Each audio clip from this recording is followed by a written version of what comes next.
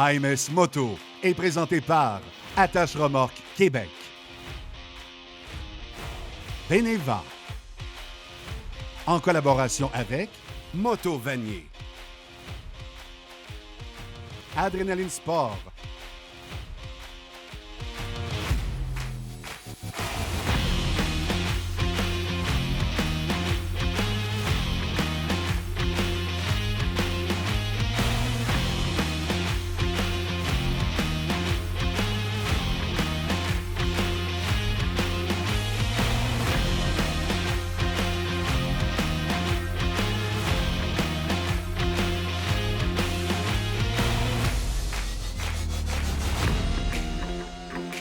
Est-ce qu'il y a quelque chose de vraiment plus agréable que prendre la route longtemps, aller loin avec une moto?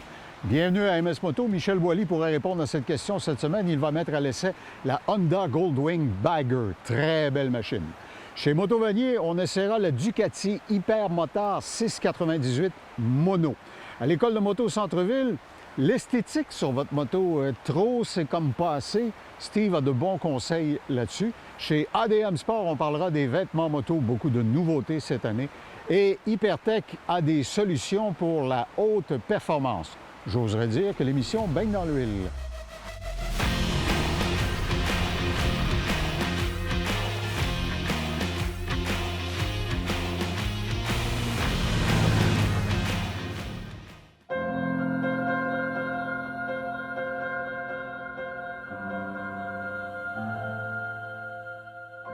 Lorsqu'on met à l'essai des véhicules de la catégorie supermotard ou hypermotard, on se fait souvent dire par des représentants de compagnies qui bombent le torse « Mon monocylindre est le plus puissant de l'industrie ». Mais Michel me faisait comprendre avant qu'on démarre la caméra que maintenant, le monocylindre le plus puissant de l'industrie dans la catégorie, c'est le hypermotard de 698 mono de la Ducati. Je suis désolé pour les autres, mais maintenant, la reine des super monos, c'est celle-là. C'est un moteur qui est extrêmement puissant, qui bénéficie de la technologie desmodromique. C'est les valves qui ont, pour faire ça short, qui ont un mécanisme pour les ouvrir et un mécanisme pour les refermer au lieu d'être un ressort. Ce que ça permet de faire, c'est que ça permet à des moteurs de révolutionner à beaucoup plus haut régime sans effort. Il n'y a pas l'inertie du ressort. Exactement. Donc, font que les valves flottent à une exact, il n'y a pas de flottement. Mm-hmm. Donc, c'est des moteurs qui peuvent révolutionner. Pour un mono, je pense qu'il vire jusqu'à 11 000 tours. Là, et il le fait allègrement. Donc, ça développe quand même beaucoup de chevaux pour un monocylindre. La moto, elle est très légère, un petit peu haute pour ceux qui pensent regarder pour ça. C'est vraiment une super moteur version hyper pour s'amuser. Mm-hmm. J'ai tendance à dire que c'est une moto plus jeune, mais je me suis beaucoup amusé avec moi aussi. Et je suis plus tout à fait jeune.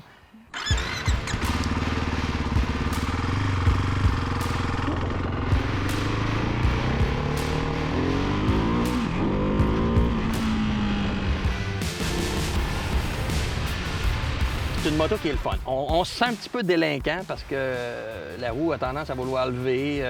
La moto est agile. Si tu continues, tu vas te faire carter la prochaine fois que tu vas aller t'acheter du vin. Là. On a envie de monter dans un escalier ou d'aller se promener dans des endroits où ce c'est pas permis parce que la moto est agile puis elle est le fun. La suspension travaille bien, est ajustable. Le petit moteur est très torqueux. Pour un YouTuber qui fait des mauvais coups et qui les met en ligne, ça serait l'article. C'est une petite moto un peu délinquante. Chez Ducati, on a encore la Hypermotor 950 qui est encore plus extrême, peut-être un peu plus confortable. Celle-là est vraiment orientée super moto en version hyper. Donc, la mécanique de ça, c'est le cœur. Toute la beauté de la machine, tout son feeling est dans ce petit moteur-là qui est vraiment performant, qui a quand même un beau petit son. On a quand même mis un double exhaust sur un monocylindre. On t'a entendu arriver de deux coins de rue tout à l'heure. Un beau petit grondement, puis la moto est tellement le fun, Claude, c'est... Wow! Puis je regardais la façon dont ils ont réduit à la plus simple expression les choses qui pouvaient être réduites. Ouais. Je regarde le tableau de bord. C'est pas une moto de grand tourisme. Là. Non. Alors, je comprends, il est plus petit que le plus petit des téléphones cellulaires. Il y a beaucoup d'informations dedans. On peut naviguer avec un peu le menu. On a quand même l'anti-patinage, les freins ABS, toute la technologie typique qu'on retrouve sur toutes les Ducati. Mais c'est une moto qui est là. Ça ne s'adresse pas à tout le monde. C'est une moto plus pour les gens qui voudraient vraiment aller dans le supermoteur de luxe et de performance. Ça livre. Ça livre très bien, là. Vraiment, le feeling est incroyable. La maniabilité, là, les changements de trajectoire, c'est en un clignement des yeux. Pourquoi, selon toi, ce sont toujours des Européens, soit du nord de l'Europe ou des Italiens, qui dominent ce créneau-là? Qu'est-ce qu'ils ont dans leur code génétique, ces gens-là? Je ne sais pas, mais je pense que chez différents manufacturiers comme ça, on cherche des fois à pas juste prendre ce qui est de série. Tu sais, la vague des supermoteurs, c'est des jeunes qui ont pris leur motocross puis qui ont mis les pneus de route. Puis bon, ben, chez ces manufacturiers-là, on a dit, comment est-ce qu'on peut aller une coche au-dessus, 2 coches au-dessus et beaucoup plus loin encore? D'où cette idéologie-là qui est née, la hypermoteur. C'est vraiment une super moto, mais poussée là, autant au niveau de technologie que Quand performance. tu es un manufacturier comme Ducati, puis tu as déjà accès à de la technologie de pointe, là, vraiment très raffinée, juste aller dans le département des pièces puis ramasser ce qui est intéressant pour faire un assemblage. Demander aux ingénieurs et aux designers qu'est-ce qu'on pourrait faire avec ça. Et voilà, c'est vraiment une réussite. Ça l'est depuis que la hypermoteur est sortie. On avait la version 1100, on a eu la version 939, 950 maintenant. Il y a plusieurs modèles qui sont sortis. La version SP qui existe encore, qui est fantastique parce qu'on a des suspensions très haut de gamme. C'est vraiment une moto de piste. Je veux juste vous mentionner que dans la hyper comme ça, la mono, la 698, il y a un modèle, si je me souviens bien, c'est la HSE, qui a une livrée incroyable. Le look est fantastique. J'en ai vu quelques-unes chez Moto Vanier. Wow! Bien, celle-ci, je regardais l'esthétique, là, nos images en gros plan vous le montrent pendant notre conversation. La qualité de finition, la peinture, les moulages, c'est absolument impeccable. C'est du très haut de gamme. On regardait tout à l'heure en hors d'onde la finition, la décalcomanie, ces choses-là, comment le clear est appliqué, comment même sur des composantes en plastique, la finition est impeccable. Absolument. C'est une œuvre d'art en même temps qu'être une machine très efficace. Alors, la Hypermoteur 698 mono, voyez-la chez nos amis de Moto Vanier. Une autre réussite pour Ducati, clairement. C'est le temps de profiter de la vie, les amis.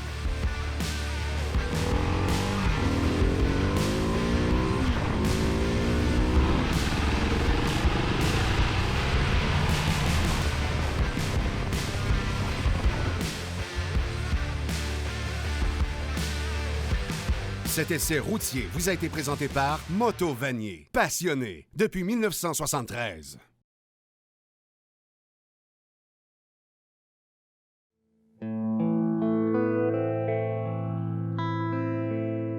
La culture motocycliste nord-américaine a longtemps été influencée par les motos américaines, britanniques. Les Japonais sont arrivés maintenant dans les années 70 de façon massive. Je suis avec Marc Cloutier de Hypertech. Marc, quand les Italiennes sont arrivées, particulièrement, il y avait beaucoup de technologies là-dedans inspirées des techniques de pointe de la Formule 1, du multivalve, des valves variables. Le coefficient de difficulté pour garder le moteur opérationnel sur la coche, comme on dit en latin, se transférait chez les manufacturiers de lubrifiants. Carrément. Alors, puis aujourd'hui, on assiste à une montée du nombre de forces incroyable. Tu as un Aprilia dans ton kiosque, là, plus de 200 forces. 217 forces, 1100 cc. Regarde, c'est le double de la puissance du moteur de mon auto dans un bloc moteur qui a la grosseur d'un moteur de CH1. Pas compliqué. C'est vraiment phénoménal. C'est un V4, mais ça tourne. C'est des moteurs incroyables. Les manufacturiers eux-mêmes mettent des normes minimales sur les huiles qui doivent aller dans leur machine. Mais comme chez Hypertech, tu dis toujours, moi, je veux faire la différence, je veux me donner un petit plus. Qu'est-ce que tu fais de plus? En fait, tu sais, quand on est manufacturier de lubrifiants, on a le choix de respecter les normes ou de les dépasser. Chez nous, les respecter, bien, ça va de soi, évidemment. Mais les dépasser, ça, c'est là que nous autres, on excelle. Et puis, on le fait que ce soit dans les versions d'huile qui sont minérales, qui sont synthétiques, qui sont de différents types de synthétiques, parce qu'on en a plusieurs, on a 3 types. Et puis, ben, c'est là. Mais alors, on a des chimies d'additifs qui sont souvent une chimie qui est commune. Puis là, on joue avec les huiles de base, les viscosités, etc., pour faire, de mieux répondre aux demandes d'un modèle ou d'un autre. Et même si tes chimistes poussent l'exercice technologique jusqu'à l'extrême limite parfois, il y a des gens qui demeurent en face d'autant de technologies traditionnelles. Ils vont dire « Ah, moi, je veux de la minérale. » Ah ouais, notre minéral, Ça exact. fait qu'il faut que tu rencontres, finalement, autant de défis, mais avec une huile qu'on qualifierait de plus traditionnelle. Exactement. Alors, c'est des huiles de base minérale à ce moment-là. Puis là, ben, il faut travailler souvent, je te dirais, un peu plus fort pour je comprends ce que tu veux dire. aller rejoindre ce qu'on fait. La qu'on fait magie dans d'autres noire choses. que tu peux aller chercher avec le synthétique, comme tu dis, tu es obligé de compenser. Ben, c'est ce qu'on parlait déjà, Claude. Oui. Moi, je suis pas chimiste, je suis alchimiste. Ah oui! Marc l'Enchanteur. Oui. Écoutez, là, c'est tellement vrai, là. Je suis certain qu'un bon matin, on va arriver, il va nous dire, tiens, j'ai fait une huile pour la Tesla. Surveillez bien ça. Pelé. Ouais, on sait jamais. On sait jamais. Merci, Marc. Allez.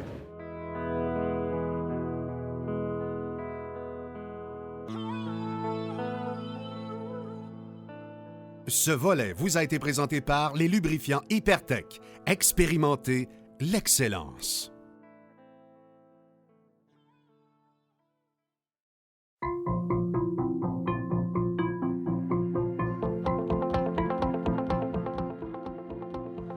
À chaque fois que j'ai des conversations philosophiques avec mon ami Steve Gauvreau de l'École de moto Centre-Ville, parce que nos conversations sont toujours philosophiques, tu vas en convenir.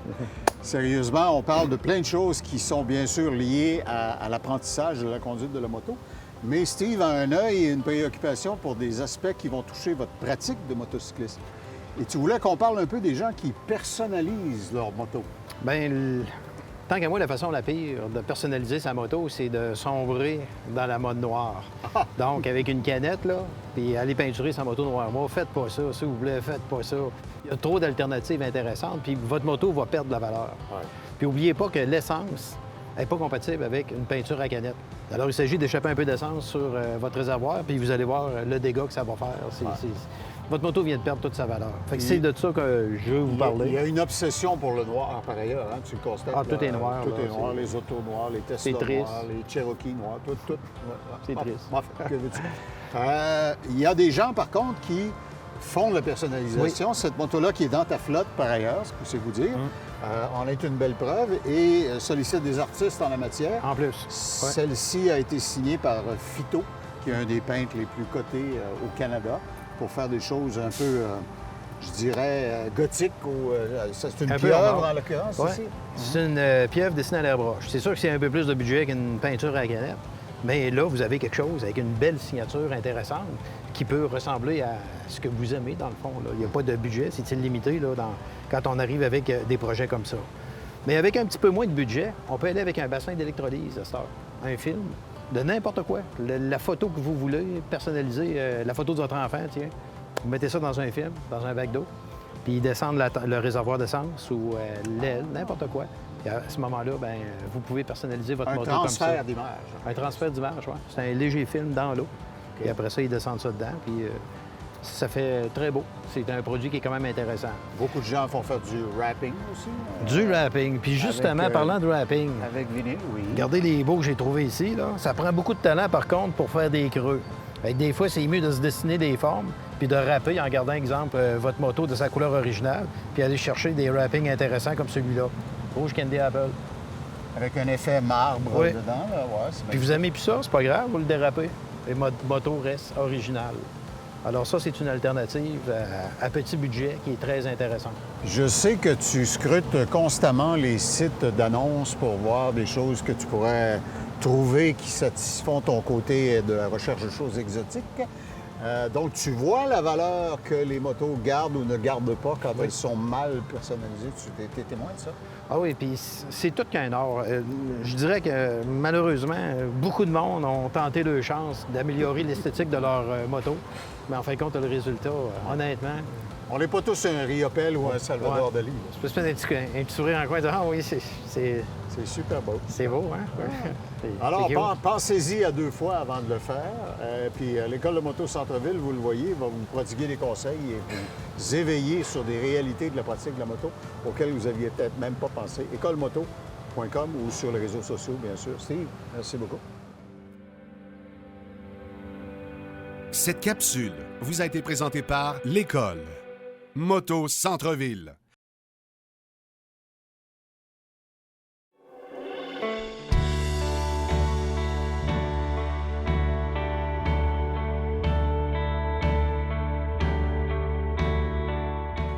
tous les manufacturiers dans l'univers qui ont la chance d'avoir un produit dont tout le monde dit qu'il est iconique, que c'est la référence. C'est fantastique, ça gonfle leur ego.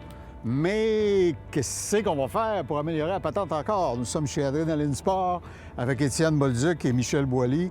Étienne, une moto qui, justement, est iconique, mais votre défi, c'est de la rendre meilleure à chaque fois. Oui, exactement. Depuis déjà maintenant 49 ans que la Goldwing existe sur le marché et c'est d'année en année là, la progression, l'amélioration. Si vieux que ça. C'est presque mon âge, On est c'est pas- presque la moitié du tien. Oui, presque. Presque. Alors, tu disais 49 ans d'évolution. donc, Oui, exactement. Puis on dit la toute dernière plateforme dans la Goldwing, ça a été en 2018 qu'ils ont vraiment redessiné au complet le modèle.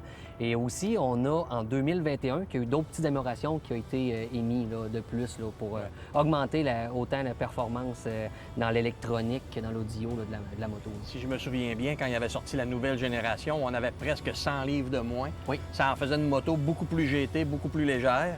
On a à peine un peu d'inertie, mais ça la rend très confortable. Puis évidemment, le 6 cylindres de la Goldwing, il va être difficile à améliorer parce qu'il est très coupleux, il est très linéaire, la réponse est smooth, il y a une belle sonorité. Je ne sais pas si la Bagger a la même sonorité que la Goldwing standard. Un petit peu plus. Un petit peu plus, c'est pour ça que j'ai trouvé que ça Exactement. grondait un petit peu plus. Ça va avec l'attitude de la machine.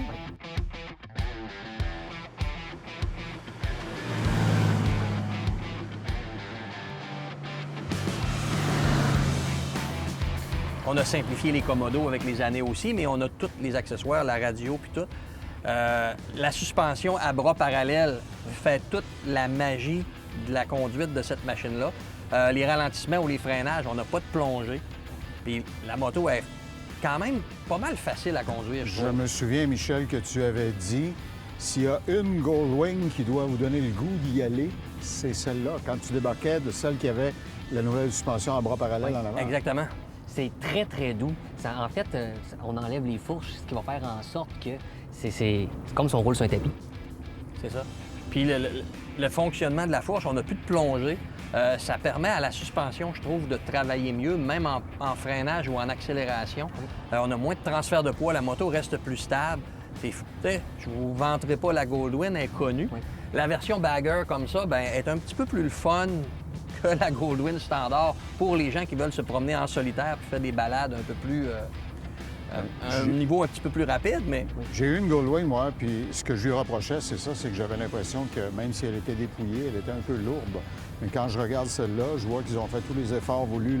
Les matériaux sont plus légers. Oui. Le centre de gravité est extrêmement bas. La machine est facile à pencher, est facile à manipuler aussi. Le moteur à plat aide Ouais. beaucoup. Le réservoir d'essence qui est sous les fesses, fait que ce qui fait en sorte que le poids est très, très bas sur la Le moto. poids est complètement dans l'axe des Ça- deux roues. Même quand je l'ai manipulé pour faire des demi-tours, tout ça, les reculons avec, toutes les manœuvres sont faciles. On n'a pas l'impression d'avoir une moto qui est très lourde et très grosse. Du tout. Puis aussi, ce qui est plaisant maintenant, comme on parlait un peu de la technologie tout à l'heure, avec en 2018, on parle de l'ancien Bagger qui était le F6B, qu'on n'avait pas de reculons, il n'y avait pas de cruise. On dit, whoop, on a eu le cruise. En 2018, la Goldwing Bagger, ils sont venus vraiment l'équiper quasiment comme la Goldwing Tour. OK. En fait, tu sais, on va avoir les modes de conduite, on va avoir le GPS, Ouais. on va avoir les poignées chauffantes, tu sais, on a le reculon. C'est vraiment, là, elle vient équipée, beaucoup plus que l'ancienne génération, la plateforme du F6B. Alors, je t'écoute, ils ont clairement relevé le défi, puis si j'ajoute ce que Michel vient de raconter, pour apporter les points d'amélioration, ils ont fait le travail. là. Oui, oui, Exactement. vraiment. OK.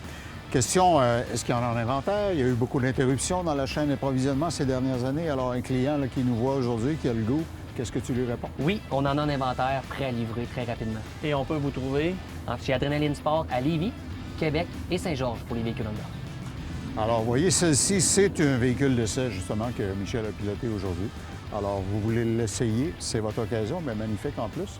Alors, Adrénaline Sport, solution pour tous vos défis de voyage à distance.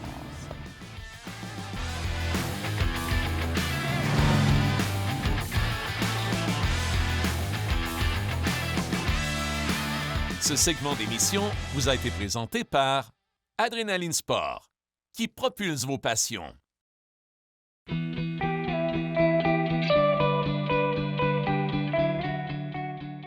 Croyez-vous ça, vous autres, que l'habit fait le moine? Ben, des fois, l'habit fait le plaisir de la randonnée. Je suis avec Zachary McNicol chez ADM Sport. Zachary, c'est ton département spécifique.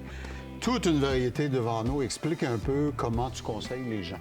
Oui, ben ça va vraiment avec leur style de conduite, un peu ce qu'ils recherchent. Là. Donc, c'est sûr que la moto, on roule quand même un 6-5 mois, donc il faut avoir un côte un peu plus chaud puis un côte qui pour les ventile débuts, plus. les fins de saison. C'est ça. Puis l'été, c'est où? Il faut quelque chose qui ventile. Voilà. Fait qu'on va avoir nos côtes comme ça ici de mèche. Donc, c'est un côte là, qui va bien respirer, c'est perforé.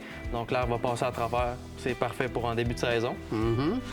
Puis quand on est dans la période un peu plus frais, du début et de la fin, tu suggères quelque chose de plus habillé. Comme ça ici. Donc, c'est pas un côte qui va être en mèche. Ça va quand même respirer un petit peu. Puis on va avoir aussi souvent une doublure à l'intérieur du manteau, justement, pour la chaleur. C'est une doublure qui est amovible, donc on est capable d'un peu faire un peu toute notre saison, mais c'est sûr que ça reste très chaud comme manteau quand on est dans le milieu de l'été. Beaucoup de gens veulent rouler jusqu'à la pointe de l'Amérique du Sud. D'autres vont jusqu'à leur brasserie préférée. Ils veulent quelque chose d'un peu plus custom, expansif, si on décide de prendre un peu de bière. Ouais, c'est ça, c'est parfait. Notre ligne change pendant la saison. Alors, tu as quelque chose de sur mesure ici, là. Oui, donc ça va être en cuir, pas de manche. Quelqu'un qui veut juste un petit côte pour dire qu'il va rester un peu à l'abrasion. Ça respire bien. On va aussi avoir une protection dorsale à l'intérieur du manteau qui va venir te protéger la colonne vertébrale. Donc, parfait pour un look custom. Là. Excellent. Ici, j'ai l'impression que je peux aller à la guerre avec ça. Oui, ça va être notre côte plus sport, plus track même. Là. Donc, on va avoir les sliders pour glisser le coude. On va avoir les épaules en métal pour offrir une meilleure résistance à l'abrasion. Au cas où. Puis je vois que tu m'as déjà expliqué que stratégiquement, les concepteurs mettent des textiles souples dans les endroits où il faut que ça plie. C'est ça. Donc, on est toujours dans une position de même. Donc, ici, il faut que ça soit souple, que ça soit confortable. Donc, on va avoir à l'intérieur des bras, là, justement, le tissu qui va être plus souple. C'est un côte en cuir, donc qui résiste bien à l'abrasion aussi. C'est ce que j'allais dire. On va aussi avoir une bosse dans le dos pour aider l'aérodynamisme. Aller chercher le kilomètre-heure de plus. OK. Quand on est rendu dans ce genre de manteau, c'est pas tellement, disons, des considérations techniques, c'est plus des considérations de goût qui se mettent à jouer là. C'est ça. Donc, c'est plus custom cruiser, là, un côte de cuir qui veut pas aller avec un côte sport. Ça va être parfait. OK. Puis derrière nous, tu as un mannequin sur lequel on peut voir et apprécier que ce genre de vêtements, un peu plus aventure, par exemple, propose des caractéristiques qui sont sur mesure pour ça. Oui, c'est ça. Donc, un côte aventure, on bouge beaucoup, on veut quelque chose qui est bien ventilé. Donc, celui-là, on va avoir des grosses ventilations qui vont s'ouvrir ici, aussi en arrière. C'est un côte qui va avoir beaucoup de rangements aussi. Donc, on a toujours des poches. C'est ça. Okay. On va avoir des doublures à l'intérieur, coupe-vent imperméable. OK. Et beaucoup d'ajustements. Alors, vous voyez, il n'y a pas deux randonnées pareilles, il n'y a pas deux clients pareils. Vous le voyez, Zach est très grand. Moi, je suis plus de format 5/8e. Alors, venez faire un tour chez ADM Sport, 2 magasins, Saint-Hyacinthe et Québec. À Québec, on a en plus un centre de liquidation. Et vous trouvez tout ce que vous cherchez sur admsport.com. Zachary, merci. Parfait. Confortable saison. Cette capsule vous a été présentée par ADM Sport. Tout ce que tu aimes. Alors, quand je vous dis que parfois à MS Moto, on fait des miracles, on rend beaucoup de choses dans une même émission. La semaine prochaine, la gamme KTM Adventure. On va survoler ça avec nos amis de RPM Rive-Sud. Et chez Adrenaline Sport, on s'attardera au Spyder F3 Limited que Michel va mettre à l'essai. En tout temps, voyagez dans le temps, revoyez tous nos épisodes depuis plusieurs années sur télé-mag.tv. Bonne semaine.